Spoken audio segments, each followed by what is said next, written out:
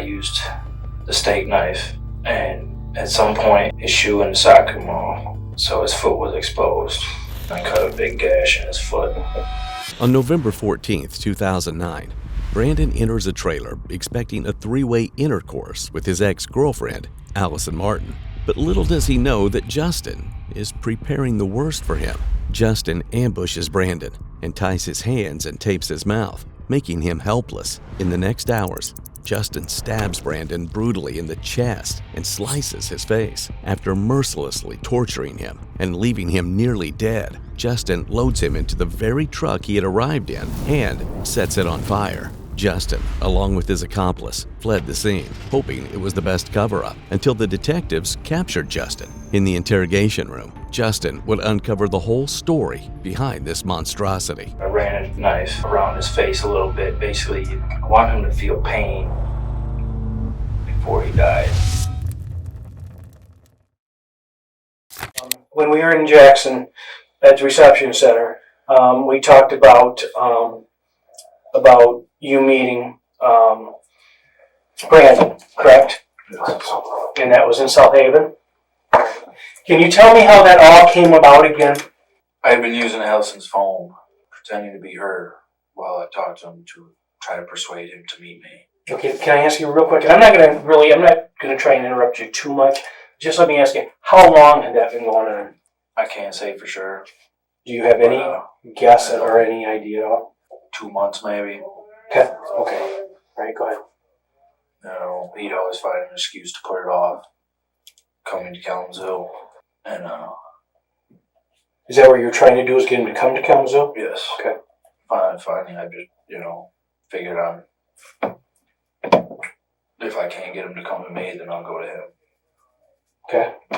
And how did you do that? Using what I knew about him and his tendencies, I persuaded him to meet with me as her. Okay. What do you mean by, when you say his tendencies, what's your, From what I understood, that he was a panty chaser. Okay. And he liked, Where did you get your information from? well, this is all from Allison. Okay. All right. She had told me about him after the first time he had contacted her, shortly after we had gotten together. Okay. A month and a half, 2 months or so after we had been dating. But he had contacted her, and it upset her. She texted back with him a few times. I'm not exactly sure what she had told him, but she's not a very aggressive person, with confrontation. So, I'm not sure if she, got on his head, leave me alone, but I got pretty jealous about it. Okay. And then, as I started to check her phone when she wasn't around, basically, when she was sleeping, taking a shower, I would go through her phone and make sure she wasn't talking to anybody. And it just so happened that one time that she was sleeping, she wasn't around, but her phone buzzed, and it happened to be him. So started playing his game with him, trying to get, you're not gonna mess with my woman. Okay, so when you say if it buzzed, was that a text? Yes. Okay. I don't know if they ever talked on the phone. Okay. When I wasn't around or anything. Okay. I started playing this, game with him, and he had a tendency. He wanted, there's certain times when he would text her that I would know to pay attention to her phone to see who might have been calling. Did you get the impression that she was texting him, maybe initiating some of it on her own? I don't know. The thought had crossed my mind. Justin openly accepts responsibility for the heinous crime, but tries to justify his actions by portraying Brandon in a negative light and claiming he was protecting Allison. His version of events might have gone unquestioned if detectives hadn't uncovered the full story. The only truth is that he was obsessed with Allison. The reason he lured Brandon is still hidden, and its revelation will shake this case wide open. So what happened? When I knew I couldn't get him to come to Kalamazoo, then, I'd have to, if I wanted to settle this, I'd have to go to him. And at this point, with everything that he had said to me, thinking I'm her, it boiled up. What were some of the things that he was saying that caused you so much distress? I just, see, I was playing along with it, so, I mean, it's, he would text something, whatever, how he, would miss getting it on with Allison, and I'd text back, playing along with it, and it would just, sometimes it'd get pretty explicit, and, I play along so that it wouldn't tip him off to anything, but it just, it ate me up inside. Okay, so how long would these conversations take place? Sometimes a matter of minutes, sometimes, I'd text, she'd be sleeping, and I'd be texting him for anywhere from a couple minutes to maybe an hour or two, Was she ever present when you were texting him back? I don't recall exactly. I mean, it was on her phone that I was doing it, so. Okay. When I think so, if I was trying to hide it from her, that I was texting her, and then when it came down to it, I told her that he had to go, that this was going on, and I, told her that, yeah, I'm gonna get rid of this guy. Okay, so when you say you gotta go, you're gonna get rid of him, what does that mean? I mean, there's a lot of interpretations. What does that mean? In my mind, I was going to kill him. I didn't tell her that right off the bat. When did you tell her that? It was either the day before or the day of. Okay. I mean, it was within a few days of actually doing it. Right. Because that's when. What'd she say about it? She didn't want me to go through with it, and I told her it had to be done. All right. So you lured him to South Haven. How'd you get him there? Where did you have him? She knows the territory, so I told her to have him meet her somewhere close and follow her back to her parents' travel trailer. Where's that at? I don't know exactly. I mean, You've been there before though, Jay? Yeah, I've been there before. And you picked the spot? Right. You picked the travel trailer? Right. I mean, I had him convinced that he was, that he was going to meet Allison, for, to have a good time, or, little favors and all that. Mm-hmm. And, I didn't want her going somewhere of his choosing. Your parents got that place out there to bring him there, knock him out or whatever. Okay. So she met him. Where'd she meet him at? I don't know exactly. It wasn't very far. A restaurant or something. It was, it was told me, have him meet you and have him follow you back. Allison had been in a relationship with Justin for over 6 months, but she still couldn't get over Brandon. Justin strategically confesses to the ruthless, premeditated crime, but tries to keep his true motivation hidden. He claims that Allison was unaware of this brutality, but what he doesn't know is that the detectives have already interrogated Allison, and to counter his claims, they have way more evidence than he could imagine. What was the plan for when she got him back to the trailer? She was to keep him distracted so that I could come up behind him and hit him with the log. Where were you at when they arrived? I was on the other side of the next door trailer waiting for them. I crept around once the automatic headlights killed off. I crept around. Then what happened? I hit him with the log. He ever see you? He didn't notice until I hit him that first time. Where did you hit him? I tried to hit him in the head, but I must have caught him on the shoulder because it wasn't a solid hit. Because if I would have caught him in the head, he probably would have got knocked out. So it didn't knock him out? No. So then what happened? I swung 3-4 times, and when he was stumbling around, after the third, fourth time hitting him, I grabbed him up and got him in a chokehold, and we ended up wrestling around. He finally passed out. We're on the ground at this point? Yes. Now, you say a club. Can you describe this club? What is it like? Anywhere about yay big. Is it round? Roundish. Okay. I wouldn't say perfectly round, but roundish, yeah. Where did it come from? I had found it one day, can't remember if I was doing yard work or if I was walking home or something, but it was right by where we live in Clover Street. How long was it? It was 4 feet, maybe 3.5, 4 feet or so.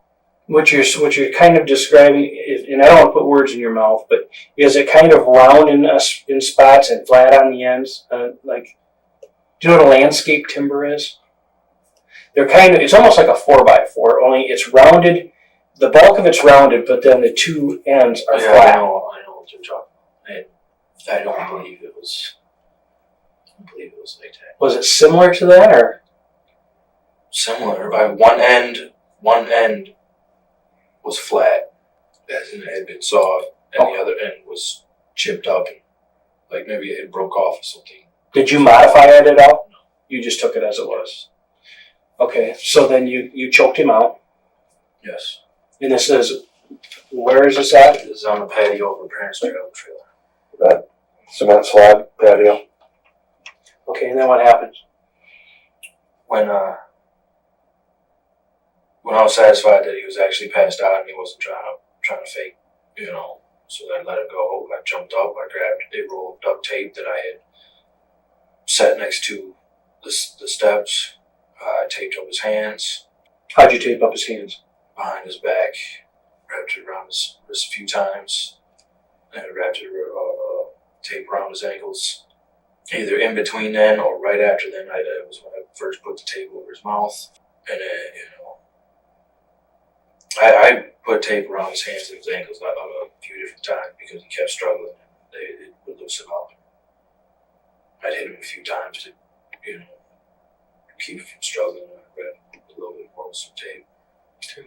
It was just the beginning of the most horrifying night of Brandon's life, and his last. Justin chose to make the victim feel powerless by taping him before the brutal attack, suggesting this was a cold, calculated strategy that Brandon was completely unaware of. Justin indeed appears to be an obsessive partner as he tries to defend Allison. At the same time, Allison was constantly filled with hatred against Brandon. Every now and then, she would tell Justin that Brandon was constantly harassing and threatening her, but the truth was far from this. What the detective is about to hear next from Justin would be far more disturbing compared to what has been revealed so far. At that point, I was pretty satisfied that he was restrained enough, and I went and I searched his pockets. I looked through his wallet, took his car keys, got into his car, did a quick overview of what was in there. I opened his trunk and began pulling stuff out. I pulled the sub out and the amp and tried yanking some more, because there was more stereo equipment in there. Tried yanking it out, but just, most of it wouldn't come. You don't want the trunk now of his car? At one point, I went back up to the patio to see what was going on. I had told Allison that she needed to watch him and let me know if he tried anything, so she was up there keeping an eye on him while I was emptying out his trunk. At one point, I went up there and noticed that he was trying to get his ankles free. That's when I put tape around his knees, just under his knees. I don't know if it was right at that moment, but what I had mentioned, I put tape around his ankles and wrists several different times, and I probably, at that point, wanted to re-secure him. So, Did you mention, if you did, I apologize, when did you put duct tape on his mouth? I put a couple of strips over his mouth right after I had done his ankles and his hands the first time. At some point, I noticed that he was trying to get his mouth open, and he was, trying to scream and whatnot. So that's when I started wrapping it around his head. And I know I did it at least twice, two different occasions, about 3-4 times around his head. So then what? You got his trunk pretty much emptied out now? Of anything that I wanted to take out of it, yes. Okay. I mean, there was plenty more in his trunk. There were pop bottles and this and that, but I wasn't going to, for change. Right. I wasn't going to take it, So you put him in the back of you got him in the trunk? Yeah, I drove to the car, put him in the trunk. Was he conscious at this point? More or less, yes. Okay. I mean, I beat him pretty well with the stick and kicking him in his ribs and whatnot. So I'm sure he was kind of out of it, but more or less he was conscious. Justin was preparing for something Brandon hadn't expected when he arrived at the promised location. He claims to have forced Allison to watch the horrors he was inflicting. However, these claims are only the tip of the iceberg. If these claims sound inhumane, wait until Justin reveals the full extent of torture Brandon was forced to endure. We went and there was a little bit of some space underneath his tree, surrounded by some brush. And I perfect spot to toss his ass down there. So we throw him down. Is he conscious at this point? More or less. Okay. I mean, at this point, he tried to struggle a little bit when he was on my shoulder, but I mean, he had to have had some broken ribs and whatnot. When you put him on the ground, were his eyes open? Yeah, I mean, he was able to focus on me. I mean, I don't know if he could see Allison because she was holding a flashlight, and when it's dark and you have light in your face, you can't see what's behind it. Right. I'm pretty sure he could see me though. And did you ever speak to him? He tried. Could you understand what he was trying to say? Some of it. What was he trying to say? Mostly he was trying to pleading for me to take the tape off his mouth so that he could, please. He kept saying please. And I told him there's no point. I said that a few times. There's no point in trying to plead with me. So now you get him down on the ground out in that brush. What happens then? I want him to feel pain before he died. I made Allison hold the light on him so that I could see, I took the knives that we had and, I didn't want to vitally hurt him at that point. I mean, my plan was to kill him, but at that point, I just wanted him to suffer for a little while. I first stabbed him in his left quad. Did he respond to that? Oh yeah, he moaned and he started to cry. I'd also taken the steak knife and not too hard, but I ran it around his face a little bit, basically, trying to scare him. When you say ran around his face, are you talking like scratching his face or something? Or? Yes. I mean, I wasn't putting too much pressure on him. I wasn't trying really to cut him. I just wanted him to feel that fear, I did end up cutting him on his head, though, because he did bleed from one of the times I ran, across his face. Okay. Stabbed him several times in the legs. And, I mean, he squirmed around, so, I mean, I got him from several different angles. Which knife were you using when you stabbed him in the legs? At first, I was using the butcher knife. Then I used the steak knife. At some point, his shoe and sock came off, one of them, so his foot was exposed. So I used a steak knife and I cut a big gash in his foot. What part of his foot? The top of his foot. Okay. Is he responding every time you do this? Yes. I can't remember which angle, but I stabbed him in his Achilles tendon on one of his ankles with the steak knife.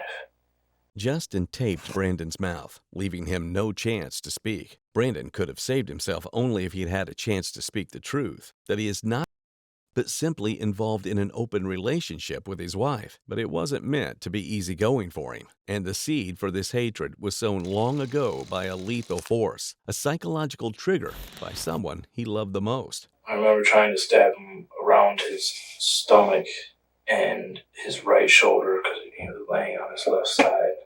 But his coat and his shirt, I wasn't, at this point I was just trying to, I was just trying to make him feel pain, so I wasn't really trying to stab too hard, and I must not have put enough into it because it wasn't going through very well.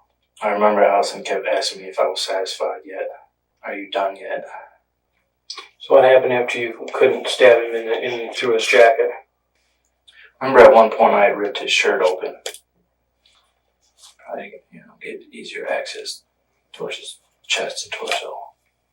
After I, just give him these small little stabs, I kicked him a few more times, stomped on his gut and whatnot.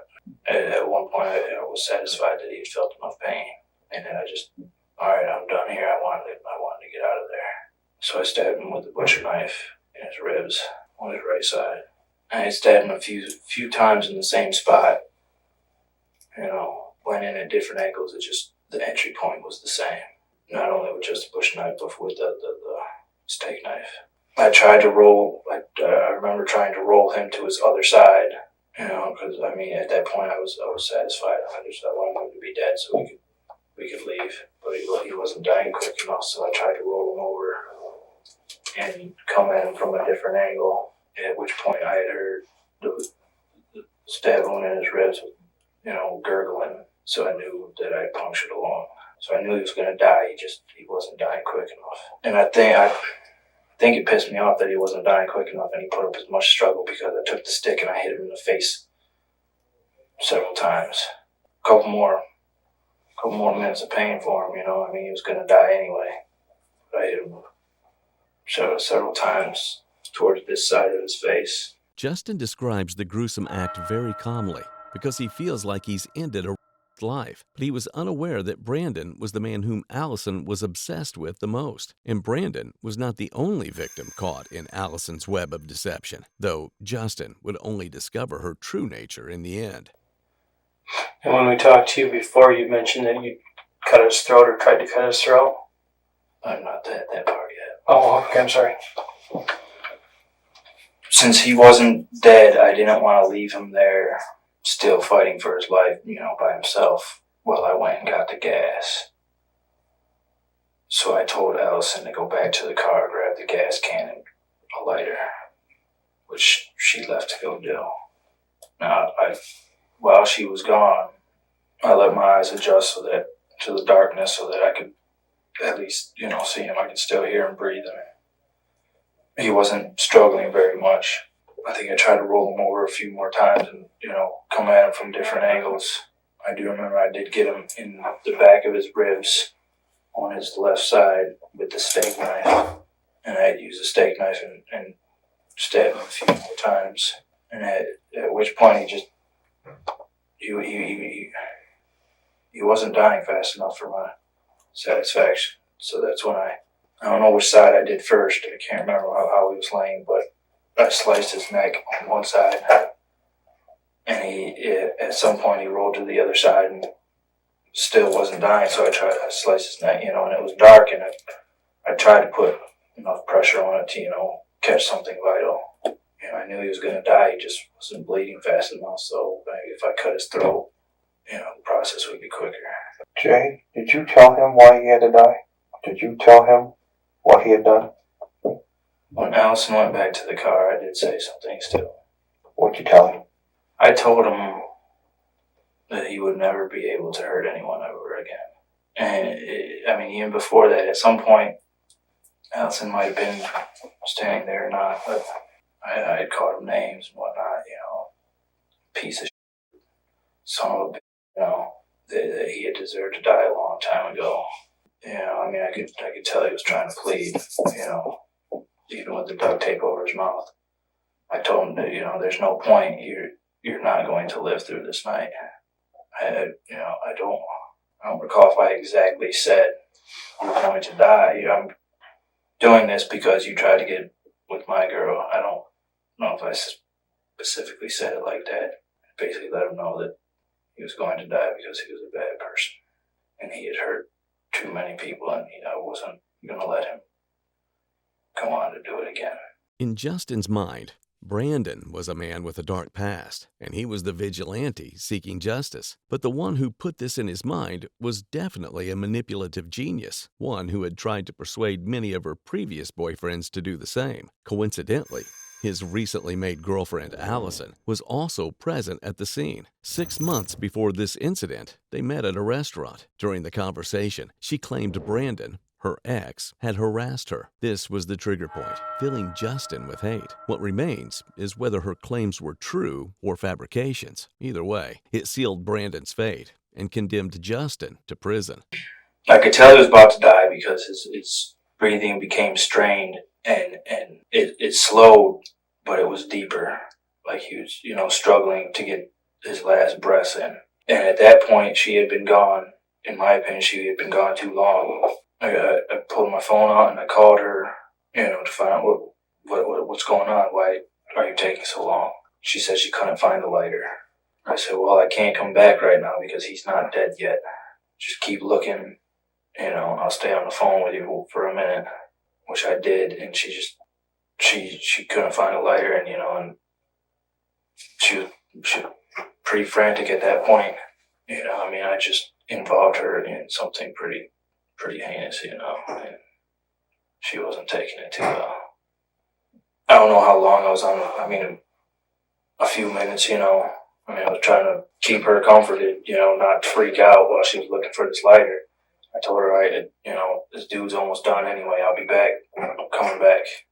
So I got off the phone and I was satisfied that he had died at that point. So I ran back to the cars. She had already told me that she couldn't find the lighter in my leather jacket, so I didn't even try looking in there. I was tossing things around the back seat, thinking that maybe it fell out of my pocket and I'd see it laying on the back seat, but trying not to touch anything with my hands inside my sleeves, flipping things around, I couldn't find it. I find the lighter, so I looked underneath the front passenger seat, finally found one, and I took the gas and the lighter. I told her to go back to the gate and put the chain back up. So she got in her car and she pulled out. I took a flashlight, the gas, and the lighter back to where he was. I had stuck the knives in the ground. When I left, I had stuck them in the ground, so I pulled them out and set them off to the side while I poured gas on him. Put a trail of gas to light from a distance, a couple feet away. But when I lit it, it didn't go all the way to him. There was, splashed or something, and there was a gap in the path. So I kicked that out real quick, poured more gas on him, lit another path, lit that. He went up. He ignited, went up in flames. I grabbed the knives, the gas can, and ran back to the car. Set the knives on the floorboard or passenger seat or something with the gas can. And I hopped in. I tried to start the car, put it in reverse. It wouldn't go. The front wheels were spinning. I put it forward, tried to rock it. It wasn't going anywhere. So I called her again and told her she needed to come back. And she came back. She parked on the road. I told her that the car was stuck. I can't remember exactly, but she might have asked me what I wanted to do. I was just, at that point, I'm just pondering, okay, I got this dude's dead body. I don't want to leave the car right here. But I didn't know how to get it out of there. I didn't think to have her try to pull up to it and push it out, anything. I didn't know. So after a minute or so, just thinking about it, I said, I'm going to torch it right here. And told her to turn around and pull down the road some ways. I was going to light the car on fire and I'm going to run to the car. Now she pulled down the road quite a ways. Poured gas throughout the inside of the car.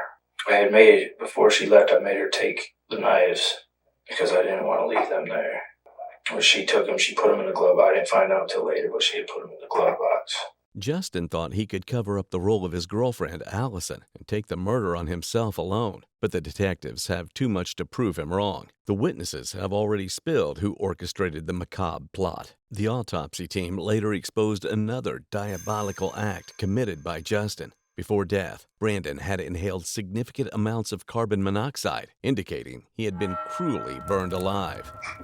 Poured gas throughout the car, put a trail of gas coming out the passenger, or the driver's side rear door. When I lit it, it didn't go up, same situation with the body, it didn't reach all the way to the car. So I tried to use the gas can to throw gas to where it would, hit the car and hit the grass that was on fire so that it would catch the whole car. But it wasn't working. So I went around to the passenger rear door, poured a trail of gas coming out of there, lit that, and the car went up with no problem that time. I ran down the road with the gas can and flashlight. I had seen the brake lights were quite a ways down the road, so I tried flashing the flashlight to try to get her attention, to know that she needed to come back. I'm running, I can't really pull my cell phone out and say, hey, you're too far down the road. And, at that point, that's when the adrenaline that I did have wore off, and, I was drained. I finally got to the car and, I had to pop the hood, put the gas can in the hood, or in the trunk. I got in, we were driving down the road, and I told her, no, this didn't happen, never speak of this again. I was very harsh how I told her, She driving? Yes. Jay, what happened to the club? The club, it had to, I didn't take it with me from, it had to been laying close to the body. I remember using it to hit him in the head a couple times. I don't remember taking it back to the car. If I had taken it back to the car, I probably threw it in the backseat or something. That's the thing I can't remember. But I'm pretty sure I left it laying near the body. So now you get home. Well, we didn't talk really much on the ride home for the next 20 minutes. I'm a smoker, so running that distance to the car, and then all of a sudden your adrenaline just stops working. My lungs were shot, and I was just hacking and hacking and hacking for 20 minutes, coughing my brains out. We didn't barely talk the whole ride home. I remember I didn't want to touch anything because I knew I had blood on me and blood on my hands, so I kept as still as possible for the whole ride home. We got home and we walked to the back porch. We didn't even go in the front. We walked to the back porch, stripped down everything, took all her clothes off, and went in the house. I had her unlock the door because she didn't have any blood on her hands or anything. Most of the blood was on me. I don't even know if she got any blood on her. I don't see why she would, unless it maybe on her shoes, because she was, the ground got pretty bloody where he was laying. But I made her strip down, and I stripped down. We went inside. She quickly threw on some clothes, and I told her to bag up everything we were wearing while I quickly washed up. I had her wash her hands, and I washed my hands, and then, she had put some clothes on. I told her I was going to jump in the shower real quick and just rinse off, which I did. And I don't know if I did that right when we got home. I had her bag up clothes. Then we went to the car, and I had her help me wipe the inside of it where, anywhere basically that possibly we may have touched something and gotten, blood or whatever. We basically wiped down the interior of the car with Clorox wipes. His account makes it clear the murder was a psychological victory for him. Instead of remorse, he calmly recounts how he covered it up. But an important observation here would be his consistent attempts to downplay Allison's role in the crime. He might have succeeded if Allison herself hadn't inadvertently revealed critical information. Sean also said that she wants to tell her part because she can't take it anymore. You got to help her on this part. You got to step up and say what the roles were, and we'll put closure to this, and we'll be done. This is the worst part you got to do, Jay. But you just got to say what her role is. You got to man up for this one, man. You got to help her one more time. She's already done it. You got to put it. Justin, she's already told Sean. She's already told Sean. She went over there, had to get away from her dad because her dad was drinking and jacking around on Thanksgiving. I don't know if he hit her or pushed her or something, but something went wrong. She went to jail. She spent the night, Sean. I don't know if you knew that or not. I knew she went there for the holidays. She got out of the house. She goes over there. Why? Because she's cleansing her soul. She's saying, this is what happened. She even said what kind of knife. It was a Cutco knife that she used to sell Cutco. It was out of her sample set that no one would notice the knife missing because you could use whatever type of samples you wanted. What's going to happen here is there's two knives. It's like one guy shooting two guns. It don't happen. One's got one gun, one's got the other one. That's all there is to it. What you're trying to do is, in your mind, a very noble thing. But the problem being is that no, you're trying to take the fall for her, and she's already taken her own fall. So just tell us, at what point did she start? I can take it away. I'm sorry? If I go up there and I put it out there like this and her lawyer fights for her that she didn't do nothing. Unfortunately, she already said it. That's not the case. She's already said it. She's She's already admitted it, Justin. She told. All right. Justin. I'm not saying she did. Hold on. I'm not saying she did or she didn't, but she admitted to she supposedly admitted it to someone of no authority.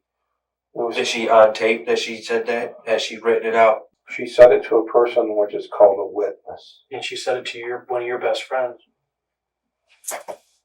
And your best friend's not going to lie about that. Yes, he won't lie on you. He says, I love him. I got his back. But I can't do perjure this. myself. I can't perjure myself. Quote unquote. So if he's not going to perjure himself on you, he's not going to perjure himself on Allison. Because So you're if his he's- friend. So if he said that she said to him she stabbed him twice, he's not going to lie. All I want's the truth. Just answer one thing, and we'll leave it at this. Is it true when she told Sean that she stabbed him twice, and we'll just let it go at that. And that she dropped the knife and couldn't do it anymore. Is that a true statement? How about this? I told her she had to stab him. No, you know No. what? I don't know that try. hold on. Okay, Okay, all right. You said how about it? I ain't about it. Okay, it's a great I try. like that. Jim. Okay, you know That's what? good. It's really a great try. Okay, and I know that it breaks your heart, but she let the cat out of the bag. She did. Yeah, because she had to. So let's just She couldn't take it. yes or no, true statement that she stabbed him. And then dropped the knife because she couldn't. She's got an axe to grind to them too. And couldn't do it anymore. You got a piece of there you go. And couldn't do it anymore. The detectives made a final attempt to lead him to confess that Allison was involved in the murder, but he still chose to defend her regardless. Allison had unintentionally revealed her role to a friend, Sean, at a party. It was established that Allison was the real mastermind behind this crime due to her inability to accept the end of her relationship with Brandon. He had filed a complaint against Allison for stalking since she couldn't move on. Allison's previous boyfriends also testified against her in the courtroom that she wanted them to hurt Brandon as well because he was the lost love of her life. What pushed her to reveal the crime to Sean, despite their efforts to cover their tracks? Was it the adrenaline that she got after killing the person she was obsessed with? Or was there some other reason?